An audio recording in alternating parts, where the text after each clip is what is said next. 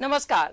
News 11 Bharat देख रहे हैं आप। आपके साथ मैं हूं राजदा और माँ के इस खास एपिसोड में आप सभी का बहुत बहुत स्वागत है। या देवी सर्वभेतुषे माँ गौरी रूपेणस्ता नमस्तते नमस्तते नमस्तते नमो नमः। जी हाँ, 9 रूपों की पूजा होती है माँ दुर्गा की और आज महाअष्टमी है। महाअष्टमी के दिन महागौरी की पूजा अर्चना हो रही है और इसी के साथ ही हम आपको बताएंगे कि इस महाअष्टमी में महागौरी के क्या महत्व होते हैं और ये तमाम जानकारी हमें देंगे। हमारे साथ जुड़ेंगे स्वामी दिव्यानंद जी। सबसे पहले तो स्वामी जी बहुत बहुत स्वागत है आपका न्यूज 11 भारत में।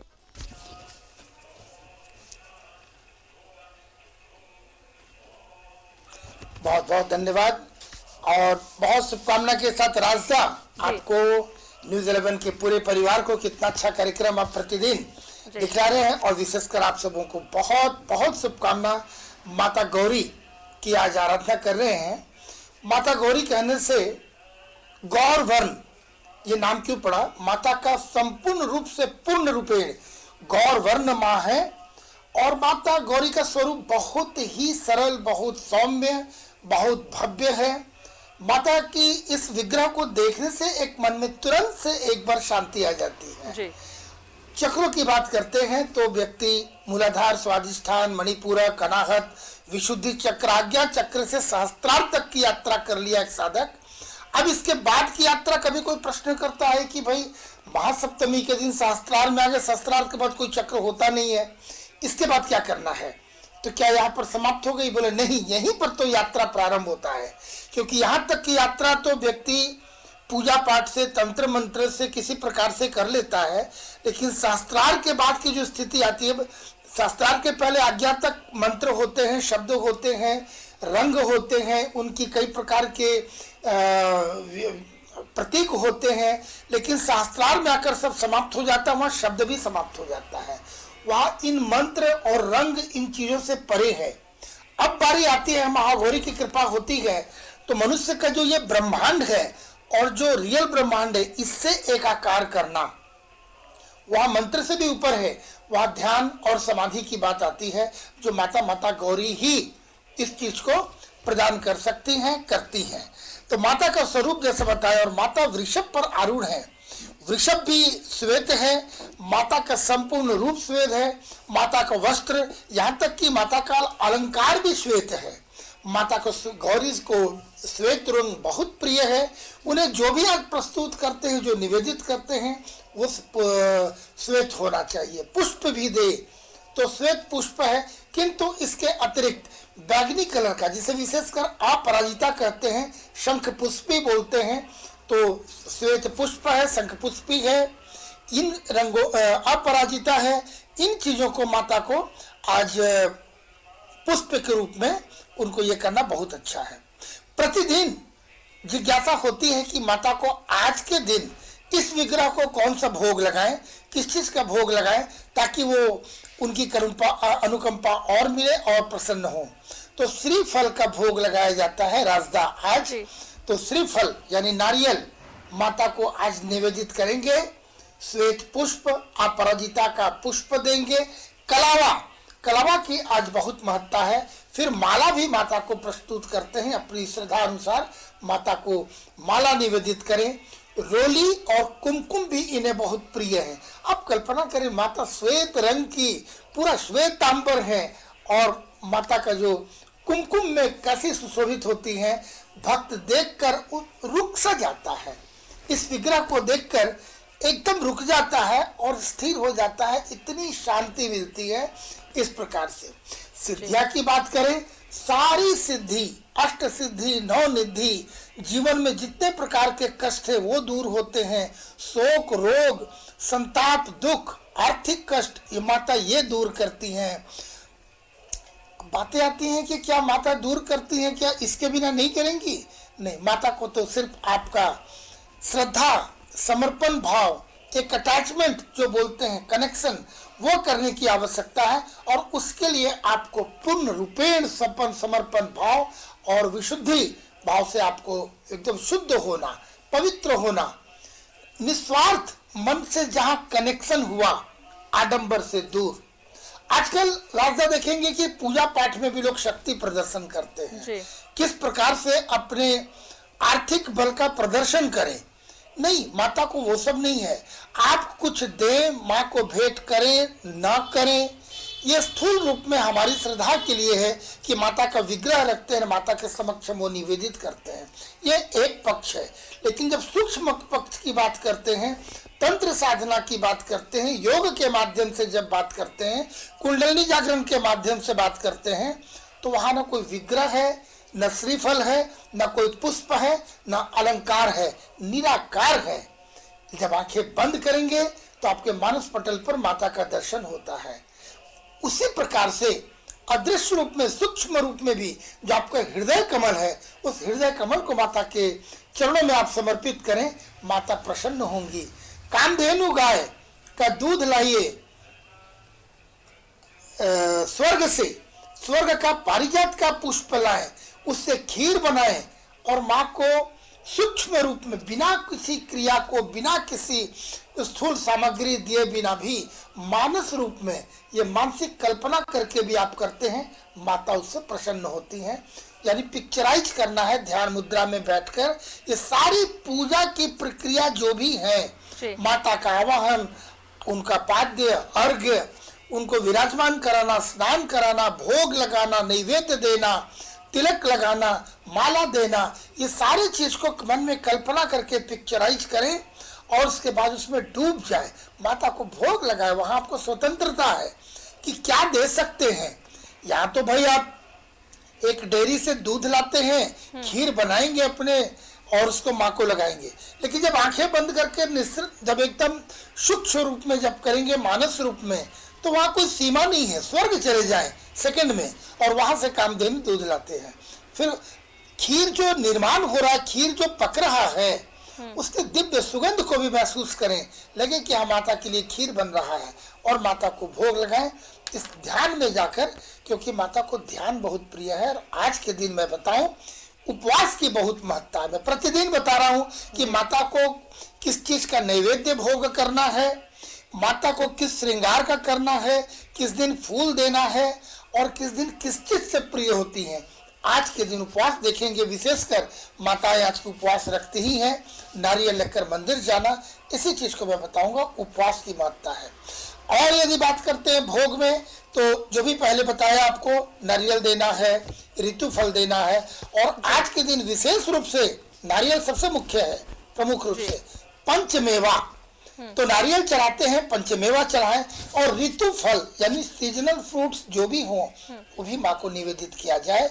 रोली कुमकुम देंगे, और भक्ति मुख्य में बार बार रिपीट कर रहा हूँ, आज कितनी श्रद्धा, भक्ति, सरलता से आप अपने आप को माता के चरणों में समर्पित कर सकते हैं, प्रस्तुत कर तो सकते स्वामी हैं। जी काफी कुछ बताया आपने आडंबर का कि कितना प्रेम माँ है। को क्या पसंद है, क्या भोग में चढ़ाने चाहिए, और भी तमाम जानकारी हम आपसे लेंगे, लेकिन फिलहाल यहाँ पर हमें रुकना होगा एक छोटे से ब्रेक के लिए। नंदित मेदिनी विश्व विनोदिनी नंदनुते गिरिवर विंध्य शिरोदिनी वासिनी विष्णु विलासिनी जिष्णुनुते। तो आज महाअष्टमी है, महाअष्टमी के दिन महागौरी की पूजा अर्चना की जा रही है, और तमाम जानकारी हमें स्वामी दिव्यानंद जी दे रहे हैं, जो लगातार पहले ही दिन से आप सभी को देते आ रहे हैं। स्वामी जी, ये तमाम चीजें आपने बताई कि माता को क्या पसंद है, बहुत ही सरल, बहुत ही सौम्य है माँ का ये रूप, और इन सब के अलावा भक्तों को और किन चीजों का ख्याल रखना चाहिए? एक चीज बहुत जानना आवश्यक है राजदा, कभी कभी किसी भक्तों के मन में एक बात की संशय आती है, माने कि वो शिव भक्त है, भगवान विष्णु की आराधना करता हो, हनुमान जी की आराधना करता है, और कभी कभी मन में आता है कि हम नवरात्र कर रहे हैं तो हम अपने इष्ट देव को छोड़ रहे हैं। धर्म हमारा यही समझने की, हिंदू दर्शन को समझने की आवश्यकता है कि देवी देवताओं को समझना मात्र बाह्य रूप से नहीं, भगवान एक है, निराकार है, उनका कोई रूप नहीं है और सर्वव्यापी है। जी। लेकिन भक्ति किस रूप में करके उन तक पहुंचने का, अटैचमेंट करने का साधन हमारा हिंदू दर्शन सनातन सिखलाता है।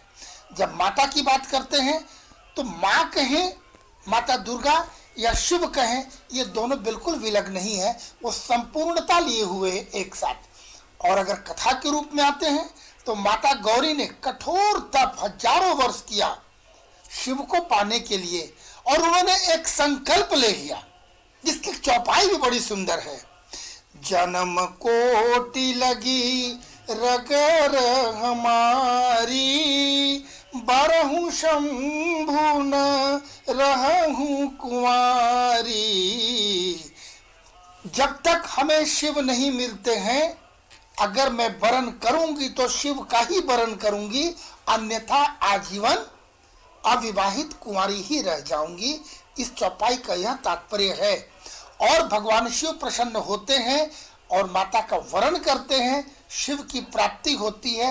यही कह सकते हैं एक दृष्टांत उन भक्तों को। अर्धनारीश्वर ये माँ भी है और पिता भी है, ये सृष्टि भी है, ये सृष्टा भी है, ये भक्त भी है, ये भगवान भी है, कोई भी अंतर नहीं है। और भक्ति की एक स्टेज आती है जब भक्त उस स्तर तक पहुंच जाता है तो भगवान स्वयं आपके अधीन हो जाते हैं। शास्त्र हमारा कहता है कि भगवान मंत्र के अधीन है और मंत्र भक्त के अधीन है। इस प्रकार भगवान भक्त के अधीन है। यदि आप सही ढंग से समर्पण भाव से पुकारोगे तो माँ की व्यवस्था है आपके समक्ष आना। आप भी एक महिला हैं, आप कल्पना करके देखें कि एक बालक जैसे पुत्र आपका दूर से जहां भी आवाज देता है, माता वो प्रेशर कुकर में कुछ भी चढ़ा के क्यों ना रखी हो, गैस बंद करना भी छोड़कर वो दौड़कर अपने बच्चे के पास भागती है। तो ये माँ तो जगत माँ है। माँ को आप पुकारो तो सही, कैसे नहीं होंगी, लेकिन वो पुकारने का भाव होना चाहिए। किसी प्रकार का दिखावा आडंबर की आवश्यकता नहीं है। आप मन से प्रसन्न चित्त समर्पित भाव से, जहां शुद्ध रूप से आंखें बंद करके माँ को पुकारे। देखिए, जब आंखें बंद करेंगे और माँ का दर्शन करेंगे शुद्ध रूप से तो स्वतः अश्रुधार बहने लग जाते हैं नेत्र से। वह भी एक स्टेज है, एक स्तर है भक्त का। तो इन चीजों को लेंगे और जब आगे बढ़ेंगे तो देखिए आपकी आराधना फिर कैसे पूरा होती है। जैसे मैं बताया, पिछले दिनों भी बताया था कि माता दुर्गा ही है जो 4 पुरुषार्थ मनुष्य के जीवन में होते हैं, 5वां होता ही नहीं है। उसी 4 के अंदर में ब्रह्मांड की सारी चीजें और मनुष्य की आवश्यकता की सारी चीजें हैं, 5वां कुछ भी नहीं है। वो 4 है धर्म काम अर्थ मोक्ष। ये धर्म काम अर्थ मोक्ष को चारों को प्रदान करने वाली माता दुर्गा एकमात्र देवी शक्ति है। क्यों, ये भी समझना आवश्यक है। ब्रह्मांड में दुर्गा अपने आप में कोई प्रतिमा नहीं है। ब्रह्मांड की जितनी शक्तियां हैं, आसुरी शक्ति को नष्ट करने के लिए सारे देवी देवताओं ने मिलकर एक शक्ति पुंज का आविर्भाव किया और अपनी अपनी शक्तियों को प्रदान करके एक कंप्लीट पावर हाउस टाइप का निर्माण किया। उसे कह सकते हैं माता दुर्गा, यानी संपूर्णता लिए हुए हैं। माँ के अंदर में भगवान बाबा शिव भी हैं, तो ब्रह्मांड की सारी शक्तियां दुर्गा जी के अंदर में है। 3 प्रकार के गुण होते हैं, सत्वगुण, रजोगुण, तमोगुण। चौथा कुछ भी नहीं है। चाहे समय की बात करें, खान पान की बात करें, व्यवहार की बात करें, जीवन में किसी चीज की बात करें, तो यही 3 गुण है। तीनों गुण की अधिष्ठात्री देवी हैं महासरस्वती, महालक्ष्मी, महाकाली। इन तीनों की अधिष्ठात्री रूप को यदि संपूर्ण रूप में मिलाते हैं इज इक्वल टू दुर्गा आती है। अब ये कह सकते हैं कि महासरस्वती, महालक्ष्मी, महाकाली यानी दुर्गा, ये मिलकर धर्म काम अर्थ मोक्ष आपको प्रदान कर दिया तो अष्ट सिद्धि नवनिधि आपको मिल गई। उसके बाद किसी प्रकार का तंत्र मंत्र जादू विष किसी प्रकार का आपको प्रभाव नहीं होता है। लोग बोलेगा ये तो किंवदंती लगता है, ऐसे कैसे होता है कि लोगों को नहीं होगा। पर बात है कि कलयुग में उतनी शुद्ध रूप से कौन अपने आप को विशुद्ध करके उस भक्ति पर आ सकता है। यदि आ सकता है तो ये 200% संभव है कि इन चीजों का आपके ऊपर कोई प्रभाव नहीं होगा।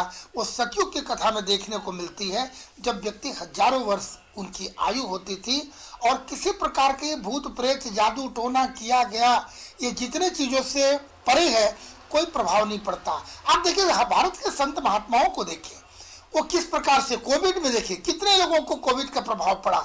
आप एक भी किसी महात्मा को नहीं देखेंगे कि वो कोविड से गया।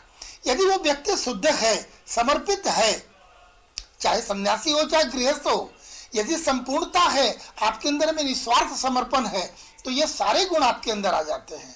और ये सारे गुण प्रदान करने वाली माता दुर्गा और महागौरी के रूप में जब आ गए, तो मैं कह सकता हूँ ये 9 दिन की यात्रा, या 9 दिन न कह के वर्ण कहें 9 रात्र की यात्रा।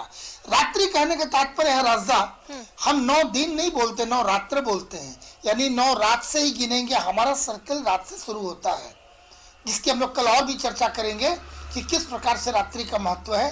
पर आज भी जानना आवश्यक है कि रात अष्टमी आज हमारा सारा दिन नहीं होगा, तिथि जो भी हो कैलेंडर में, लेकिन कल रात्रि सूर्योदय पर्यंत हमारा अष्टमी महाअष्टमी माना जाएगा। तो रात की विशेष महत्व, अष्टमी की पूजा रात को जो प्राप्ति होनी है, इसीलिए साधक को रात्रि जागरण की भी व्यवस्था है।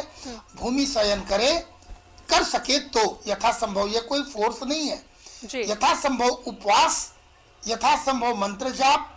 आप कुछ न करें, मन में अनर्गल बातों को ध्यान में न लाते हुए अनर्गल वार्तालाप न करें, अनर्गल समय व्यतीत न करें।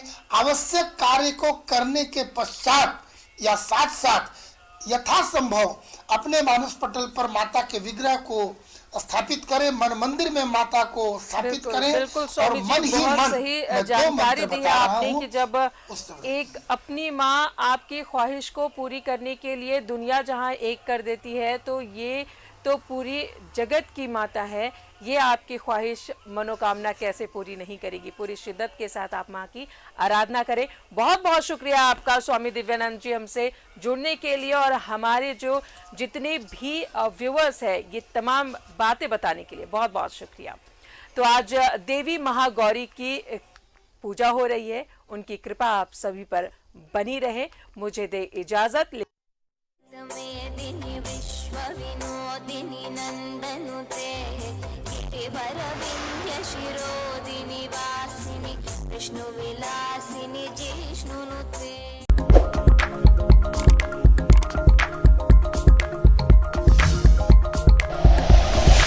Like and share videos, subscribe करें हमारा चैनल और प्रेस करें बेल आइकॉन। न्यूज़ 11 भारत, सच है तो दिखेगा।